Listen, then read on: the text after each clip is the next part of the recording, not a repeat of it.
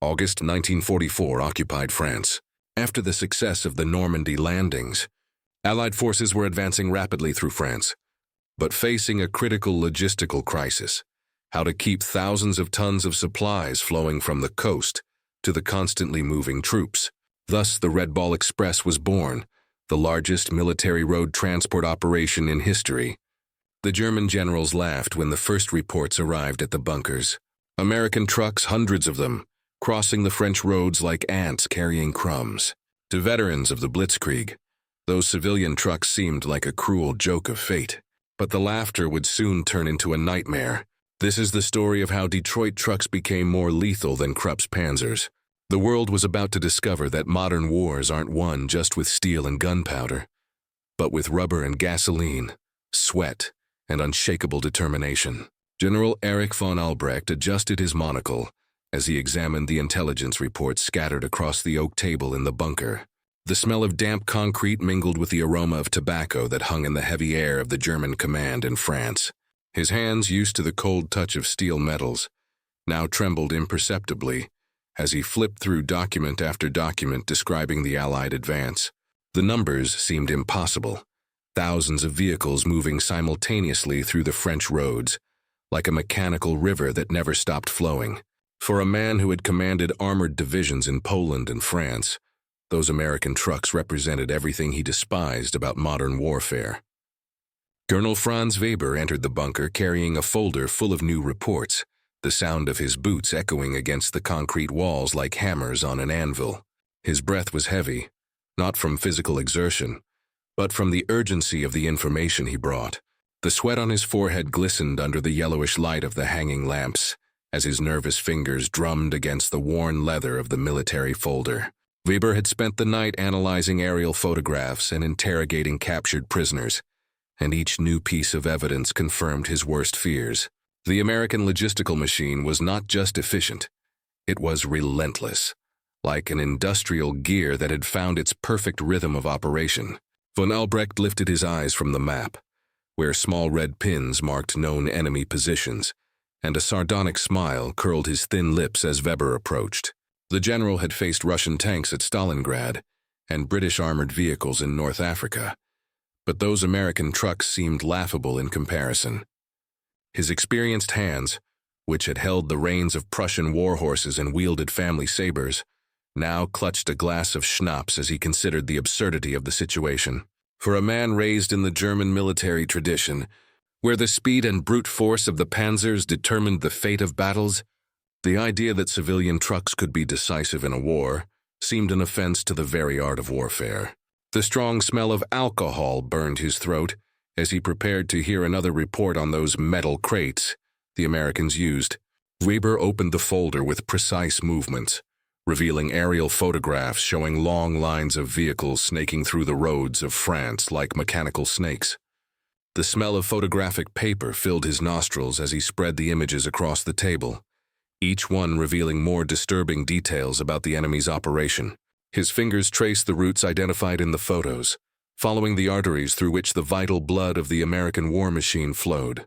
The photographs captured something the Germans had completely underestimated: the American industrial capacity to turn war into a mass manufacturing operation. Weber could feel the weight of each image in his hands, as if they were fragments of a dark prophecy that was beginning to unfold before his eyes. Von Albrecht let out a rough laugh as he examined the first photographs, the sound echoing through the bunker like the roar of a wounded animal. To him, those trucks represented everything that was wrong with the American way of war: too practical, too industrial, lacking the honor and tradition that defined true military art. His hands, marked with the scars of decades of service, trembled slightly as he held each image, not from fear, but from the growing indignation. The general had dedicated his entire life to studying war as a form of art, where strategy and individual courage determined the outcome of battles. But the photographs showed something different: a mechanical, systematic approach that reduced war to a matter of logistics and supplies. "How dare they call this war?" he murmured to himself, while the bitter taste of schnapps still burned in his mouth. Private Thomas Jenkins felt the rough wooden steering wheel slipping through his sweaty hands as he drove his GMC truck down the dusty road, cutting through the French countryside. The constant roar of the six-cylinder diesel engine vibrated through his entire body, from the bones of his arms to the base of his spine, creating a hypnotic rhythm that kept him alert during the long hours of driving. The penetrating smell of burnt oil mixed with the sweet aroma of wheat fields stretching beyond the war-torn fences. His eyes, bloodshot from lack of sleep and the dust kicked up by the convoys, constantly shifted between the road ahead and the rearview mirrors, where the silhouettes of other trucks formed an endless procession. Jenkins had grown up driving tractors on the cotton farms of Mississippi, but he never imagined his driving skills would take him through the battlefields of Europe, carrying ammunition and supplies that would keep Patton's offensive alive. Lieutenant Robert Clark leaned over maps spread out on an improvised table made of ammunition crates, his fingers tracing routes through the maze of French backroads.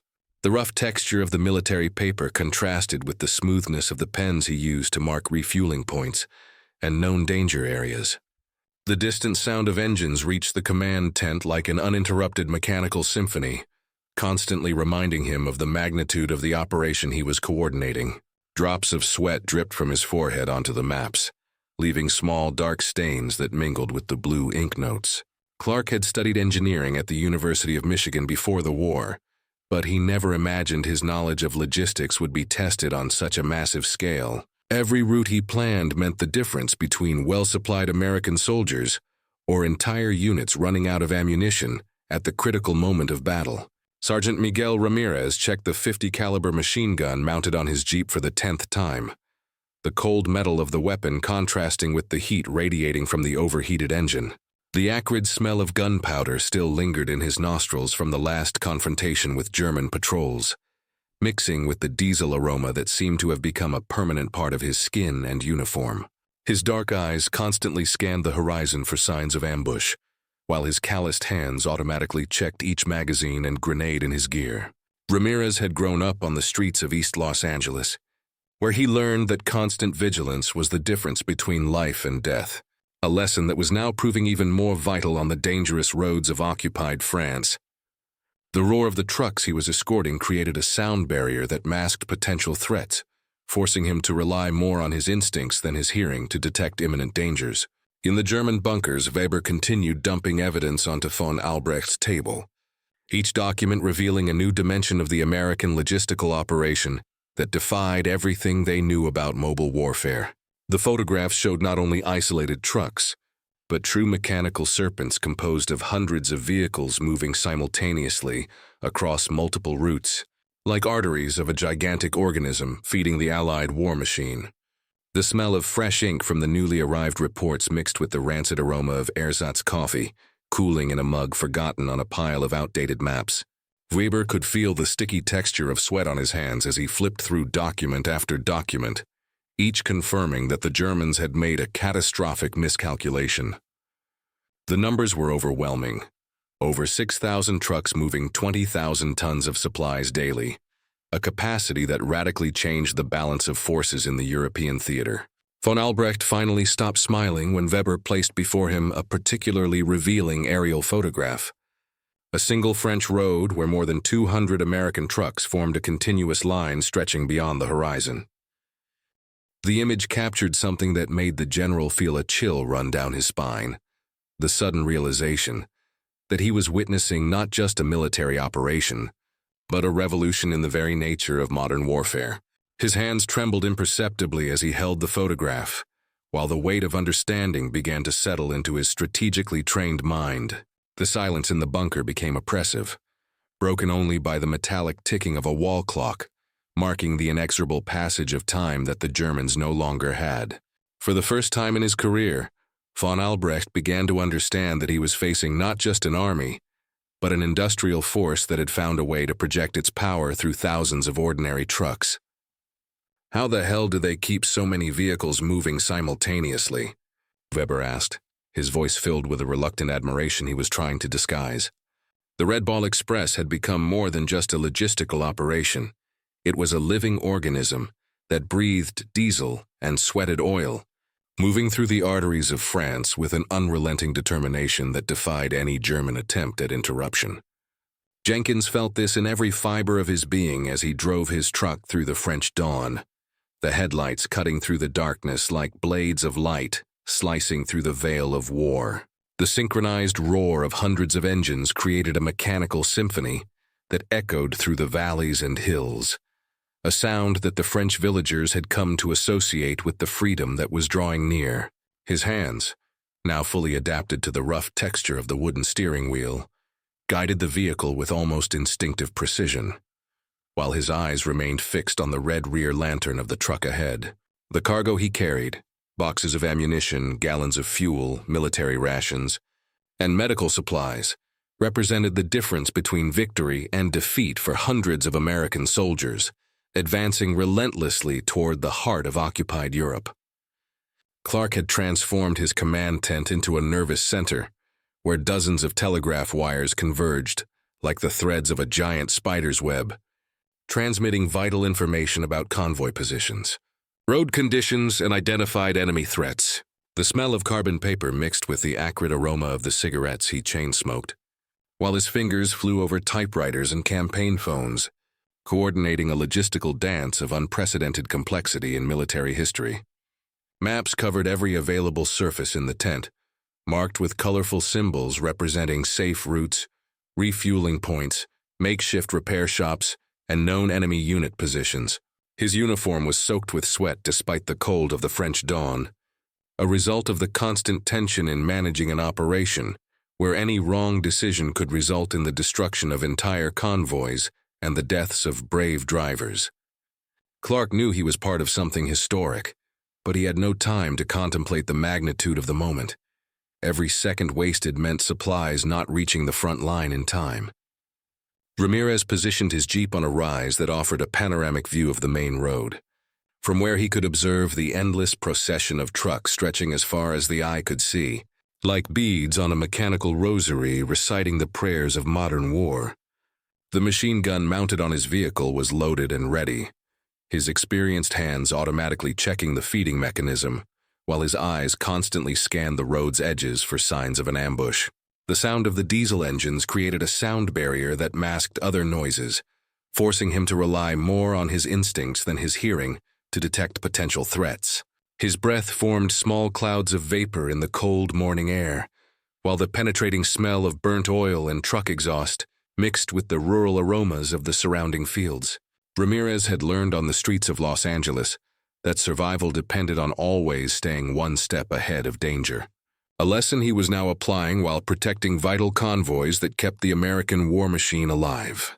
At the German command posts scattered across occupied France, reports arrived with alarming frequency, each one confirming that the American logistical operation had reached proportions that defied any capacity for effective interruption. Weber spent entire nights analyzing aerial photographs and patrol reports, trying to find vulnerable points in the enemy transport system. But with each new analysis, he discovered that the Americans had created a redundancy network that made it practically impossible to cause significant damage. The smell of ersatz coffee cooling in forgotten mugs mixed with the aroma of damp paper and typewriter ink, creating a claustrophobic atmosphere where the pressure increased with every passing hour. His hands trembled slightly as he held reports describing German attacks that had failed against American convoys, where each destroyed truck was quickly replaced by two others, like a mechanical hydra regenerating faster than it could be wounded. The rough texture of the military documents contrasted with the almost oily softness of the sweat covering his palms as he contemplated the magnitude of the German strategic mistake. Von Albrecht finally understood the true nature of what he was facing when Weber placed before him an intelligence report revealing American industrial production capabilities. Detroit was producing more military trucks in 1 month than the entire German industry could produce in a whole year. The general felt a chill run down his spine, not from the cold of the underground bunker, but from the sudden realization that he was witnessing a revolution in the art of war, where industrial capacity had become more decisive than tactical brilliance. His hands, accustomed to holding maps showing movements of armored divisions and infantry regiments, now trembled as he examined charts revealing supply flows measured in thousands of tons per day.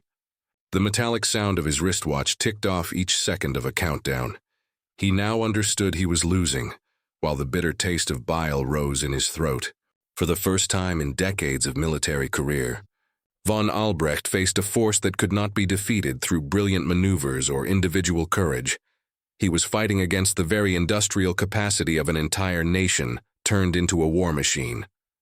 "They've turned logistics into a weapon," von Albrecht murmured, his voice filled with reluctant admiration that mixed fear and respect. The September dawn found Jenkins driving through a dense fog that made the French road almost invisible, forcing him to navigate primarily by the sound of the truck's engines ahead and the red flash of their rear lanterns cutting through the mist like ghostly headlights.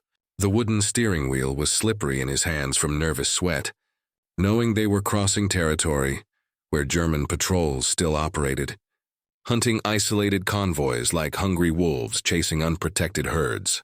The damp smell of the fog mixed with the penetrating aroma of burnt diesel, creating an almost surreal atmosphere where the reality and nightmare of war blended into a unique sensory experience.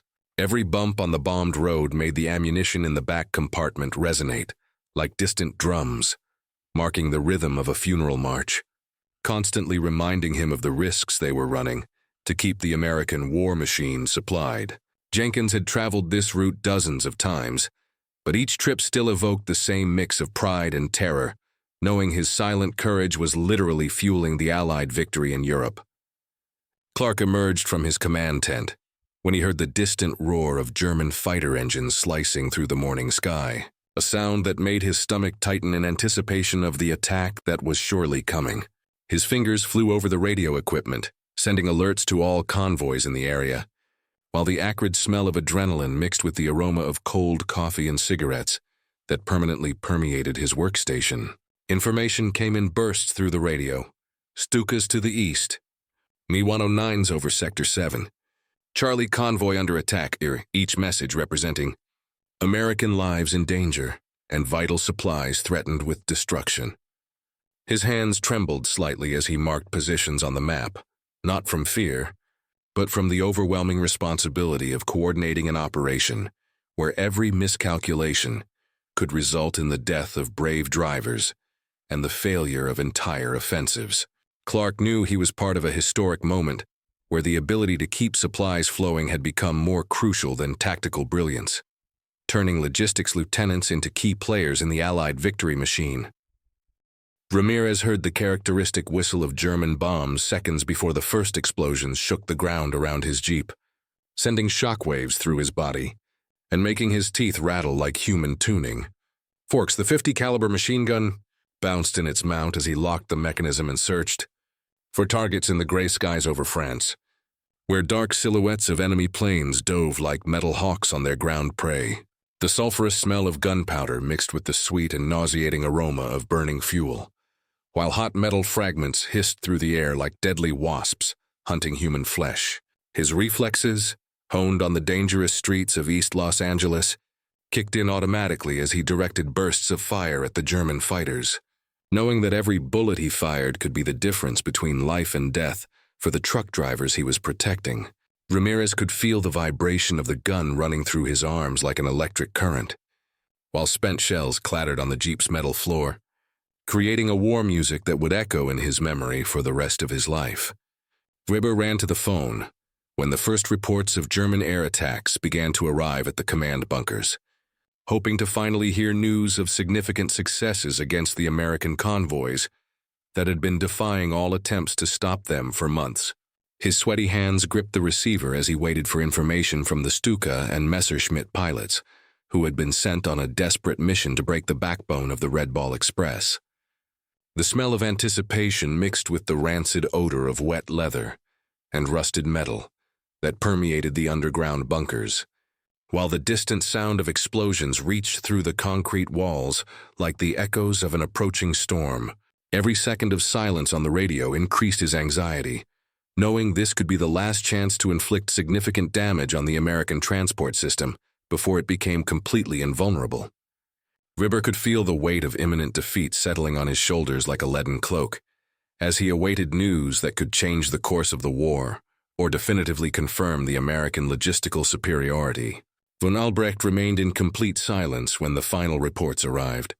Despite the Luftwaffe's massive attack, only 16 American trucks had been destroyed, while the Red Ball Express continued operating normally, as if the German planes were just annoying mosquitoes attacking an armored elephant. The general felt something die inside him when he realized that he was witnessing not just a tactical defeat, but the end of an entire era of warfare, where air superiority and strategic genius determined victories and defeats. His hands, which had held decorations from multiple victorious campaigns, now trembled as he held reports describing an American logistical machine capable of absorbing losses and continuing to function with relentless efficiency. The sound of his heavy breathing echoed through the silent bunker, while the weight of final understanding settled in his mind. The Germans were not just fighting American soldiers. They were fighting the entire industrial capacity of a nation that had transformed war into a mass manufacturing operation. Von Albrecht finally understood that World War II would not be decided on the battlefields of Europe, but in the production lines of Detroit, where every truck manufactured represented another nail in the coffin of the 1,000-year Reich. "My God," von Albrecht whispered, his voice breaking like glass against the concrete walls. "They're not just winning the war, they're completely redefining it." Jenkins had driven for 42 consecutive hours when he finally stopped to refuel at an improvised station set up under a bombed railway bridge, where the smell of aviation gasoline mixed with the sweet aroma of rotting apples scattered across an abandoned orchard. His eyes were so red and swollen from exhaustion that he could barely make out the faces of the other drivers moving like ghosts between the parked trucks, each carrying the same glazed expression of men who had pushed their bodies beyond normal human limits. The steering wheel had left deep marks on his palms, grooves that ached like open wounds every time he closed his hands, but he completely ignored the pain as he checked the worn-out tires and the oil level of the overheated engine. French resistance soldiers silently approached the convoys, offering hot coffee in chipped enamel mugs and pieces of black bread that tasted like sawdust but represented endless gestures of gratitude. Jenkins knew he couldn't rest for more than 15 minutes, for somewhere ahead, American soldiers depended on the ammunition he was carrying to survive the German counterattacks that would come with dawn, turning every moment of pause into a potential betrayal of the comrades fighting in the trenches. Clark collapsed onto a pile of sandbags when he realized he hadn't slept for 72 hours, his body finally succumbing to the exhaustion he had been ignoring through heavy doses of benzodrine and industrial caffeine. The map in front of him had turned into a complex web of red and blue routes that danced before his eyes like hallucinogenic serpents, while the constant sound of diesel engines created a hypnotic symphony that threatened to pull his consciousness into an abyss of total exhaustion. His fingers still gripped a pencil as if it were a lifeline, automatically marking positions even as his mind slid between wakefulness and sleep. In a liminal state where reality and nightmare blended into a viscous paste of military responsibility, the penetrating smell of dry sweat mixed with the aroma of carbon paper and typewriter ink, creating a claustrophobic atmosphere where every breath seemed to carry the weight of thousands of lives, depending on his logistical decisions. Clark knew that men like Jenkins were driving beyond the limits of human endurance, relying on him to chart the routes that would keep them alive as they carried out a mission that was literally redefining the concept of modern warfare. Ramirez set up an ambush for German hunters who had been attacking isolated convoys, positioning his jeep in an oak grove where the smell of dead leaves mixed with the metallic scent of freshly lubricated ammunition. He had learned from intelligence reports that an SS unit specialized in guerrilla warfare was operating in the area, using hit-and-run tactics to destroy American trucks before disappearing into the French forests like uniformed ghosts. His dark eyes constantly swept the dusty road where he knew the Germans would appear, while his hands checked the feeding mechanism of the machine gun for the 100th time, knowing that it could decide the fate of the next convoy. The distant sound of diesel engines approaching created a palpable tension in the morning air, like the string of a violin being stretched beyond the breaking point. As he calculated shooting angles and escape routes in case the ambush failed, Ramirez could feel every beat of his heart echoing in his ears like war drums, as he prepared for a confrontation that symbolized the greater struggle between two completely opposing military philosophies. Weber walked through the ruins of a German fuel depot that had been destroyed by French saboteurs, working in coordination with the American convoys, where the acrid smell of burnt diesel mixed with the sweet and nauseating odor of charred wood. The scattered evidence at the site confirmed his worst fears. The Red Ball Express had evolved beyond a simple logistical operation, becoming an intelligence network that coordinated resistance attacks against key German targets. Twisted pieces of metal and fragments of military equipment were scattered across the ground like teeth ripped from the mouth of a dying giant, each wreckage representing another piece of the German logistical puzzle that was systematically collapsing. His hands trembled as he examined partially burned documents revealing how the Americans had turned every truck driver into an informal intelligence agent, gathering information on German positions during their trips through the occupied roads. Weber finally understood that he was facing not just a military operation, but a living organism that grew and adapted, learning from each German attack and becoming more resilient with each attempt to destroy it. Von Albrecht received the final report that would definitively confirm American logistical superiority. Patton's forces had broken through the last significant German defenses in France, fueled by a constant flow of supplies that the Red Ball Express maintained, running 24 hours a day, like a main artery pumping life into the heart of the Allied war machine. The general felt his legs weaken as he realized that his entire military career, built on principles of maneuver and direct combat, had become obsolete in the face of a force that had turned logistics into the deadliest weapon in the American arsenal. His hands, accustomed to planning armored division movements through tactical maps, now trembled uncontrollably as he held reports describing the impressive speed of the Allied advance, fueled by thousands of trucks functioning as veins and arteries of a completely new military organism. The sound of his heavy breathing echoed through the empty bunker as he contemplated the magnitude of the revolution he was witnessing, where ordinary soldiers driving civilian vehicles had become more decisive to the outcome of the war than experienced generals commanding elite divisions. Von Albrecht finally understood that World War II would not be remembered for brilliant battles or brilliant maneuvers, but for America's ability to turn war into an industrial operation where every truck represented another step toward inevitable victory.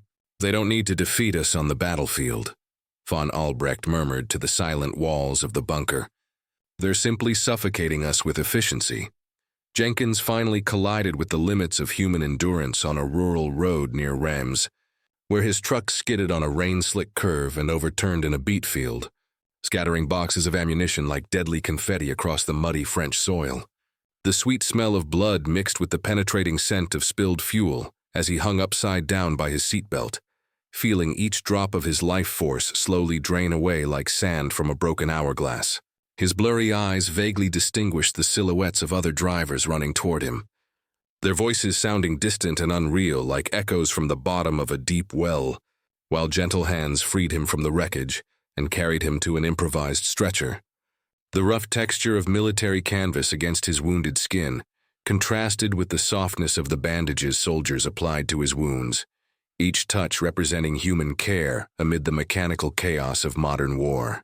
Jenkins knew he had done his part in a historic operation, driving to the absolute limit of his strength to keep the logistical machine running that was redefining the concept of military victory, turning ordinary drivers into silent heroes whose contributions would never make it into history books. Clark collapsed entirely when he realized that he had successfully coordinated the delivery of over 500,000 tons of supplies through the Red Ball Express, an unprecedented logistical feat in military history that had permanently transformed the nature of modern warfare. His hands trembled uncontrollably as he signed the final reports, each number representing not just cold statistics, but American lives saved and battles won through the ability to keep soldiers fed, armed and equipped in the most adverse conditions imaginable. The smell of fresh ink mixed with the scent of his own dry sweat as he looked at maps where red routes traced a complex web through liberated France, each line representing thousands of dangerous trips made by brave men driving ordinary trucks.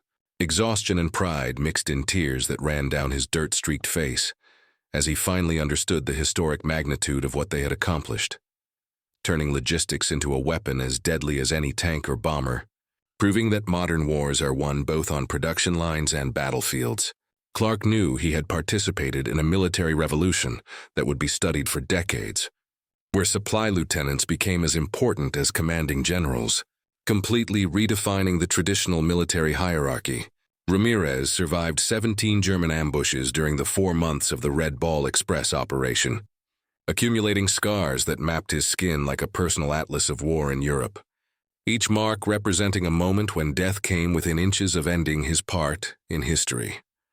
His hands, permanently stained by the grease of weapons and the blood of wounded comrades, trembled slightly every time he heard the sound of diesel engines, a conditioned reflex that would accompany him for the rest of his life as a reminder of the months he lived on the edge between courage and absolute terror.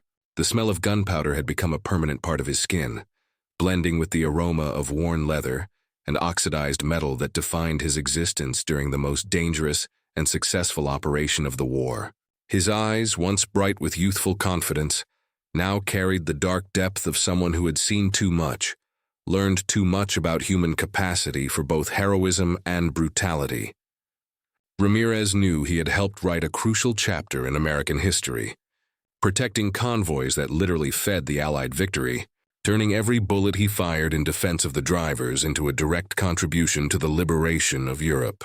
Weber spent the last days of the war burning documents that revealed the full extent of the German failure to understand and combat the Red Ball Express, each paper consumed by flames, representing yet another piece of evidence of American logistical superiority that had permanently redefined the principles of modern warfare. The acrid smell of burning paper mixed with the sweet scent of his own defeat as he looked at the ashes containing decades of German military doctrine, rendered obsolete by the American ability to turn civilian trucks into strategic weapons. His hands, which had written reports warning about the growing threat of American convoys, now trembled as he destroyed evidence of how the Germans had systematically underestimated the logistical revolution unfolding before their eyes. Fragments of maps and aerial photographs floated like funeral confetti through the dense smoke, each charred piece representing another missed opportunity to recognize that warfare had evolved beyond traditional concepts of direct combat.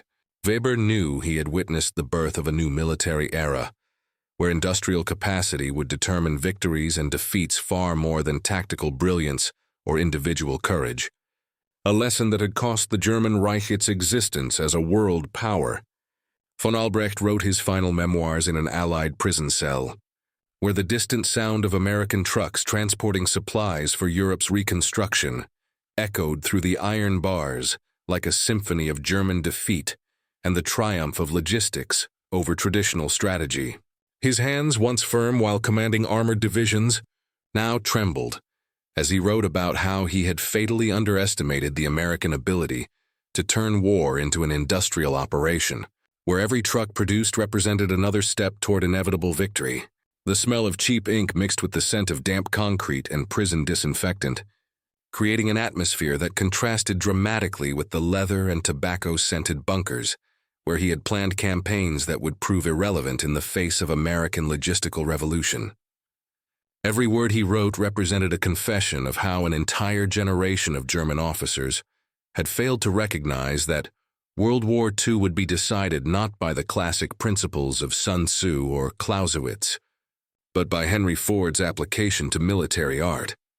Von Albrecht finally understood that he had spent his entire career preparing to fight the wrong war, while the Americans simply invented a new way to win conflicts through absolute logistical superiority, turning every truck driver into a soldier more valuable than any general. They won the war before it even started, von Albrecht wrote in his memoirs, the moment they decided they could produce victory on an assembly line. Years after the war, Jenkins returned to the roads of France as a decorated veteran, driving a convertible Cadillac along the same route where he had risked his life transporting ammunition for Patton's troops. feeling a complex mix of pride and melancholy as he recognized every curve and rise that once represented matters of life and death. The lavender scent of the rebuilt French fields mixed with the new leather aroma of the car's interior, contrasting dramatically with the olfactory memories of burnt diesel and cordite that still haunted him during sleepless nights. His hands, now softened by office work at a General Motors factory, caressed the chrome steering wheel, recalling the rough texture of the worn wood he had once gripped during the most dangerous months of his life. When each mile traveled meant another step toward Allied victory, elderly French villagers waved from the side of the road, some still recognizing him as the young black soldier who had passed through their villages, carrying hope in a time of absolute despair. Their wrinkled smiles represented eternal gratitude for the men who had turned ordinary trucks into instruments of liberation. Jenkins knew he had participated in something much greater than a military operation. He had helped prove that modern wars are won through both individual determination and industrial capacity, setting a precedent that would influence conflicts throughout the rest of the century. Clark became a consultant for the Pentagon, specializing in advanced military logistics, applying the lessons learned during the Red Ball Express to develop supply systems that would keep American soldiers equipped during the Korean War and later in Vietnam. His office in Washington was decorated with maps of France, marked by the historic routes he had coordinated, each red line representing not just paths through enemy territory, but logistical innovations that would permanently redefine American military doctrine. The strong smell of coffee mixed with the scent of official paper and ink from pens as he reviewed proposals for transportation systems, incorporating technologies that were unimaginable during the desperate days of 1944 when he coordinated convoys through primitive radio equipment. His hands, now adorned with a wedding ring and stained only by office ink, still trembled slightly every time he heard the distant roar of diesel engines, a conditioned reflex that permanently connected him to the months when each logistical decision determined the fate of soldiers in the trenches. Clark knew the Red Ball Express had established principles that transcended any specific conflict, proving that the ability to keep troops supplied was as crucial as any weapon in the military arsenal, a lesson that would guide American strategies for decades. Ramirez established a mechanic shop in East Los Angeles, specializing in repairing military trucks converted for civilian use, turning his war experience into a career that honored both his Mexican heritage and his service to the United States during the most ambitious logistical operation in military history.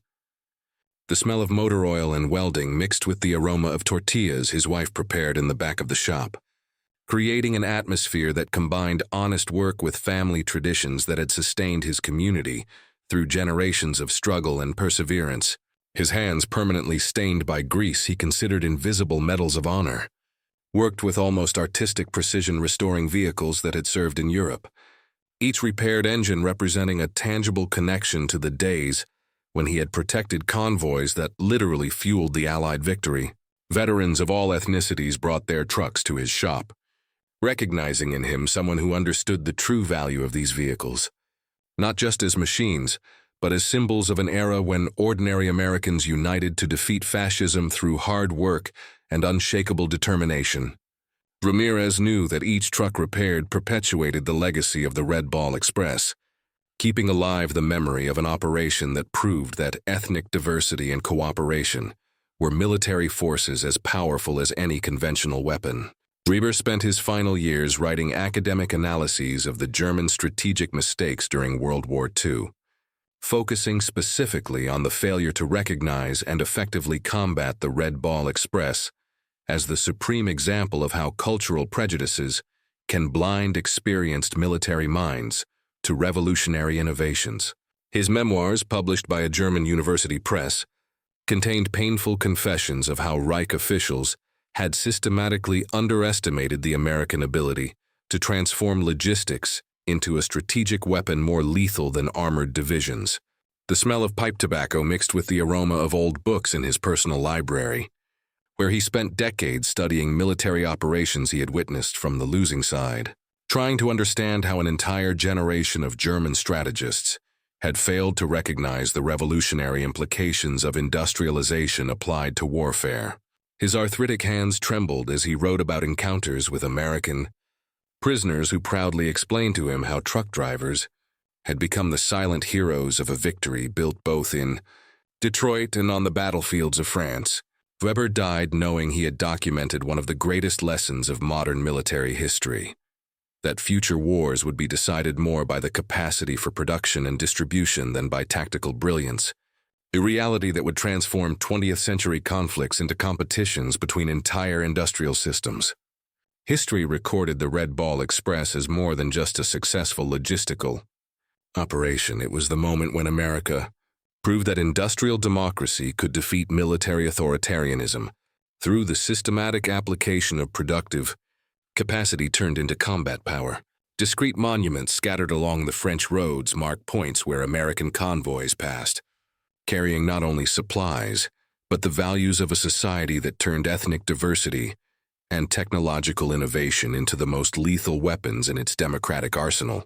The roar of those diesel engines that echoed through the roads of France in 1944 set precedents that influenced American military operations for decades, from the Berlin airlift to convoys in Iraq, proving that efficient logistics were as important as brave soldiers to ensure lasting victories. Every truck that participated in the operation represented a cell in a larger organism that showed how free societies could mobilize resources in ways that totalitarian regimes simply could not, turning mass production capability into a decisive military advantage. The deepest legacy of the Red Ball Express transcended any technical or tactical aspect. It proved that modern wars are won both in factories and on battlefields, establishing principles that would permanently redefine the relationship between civilian society and democratic military power. They didn't just move supplies, wrote a military historian decades later.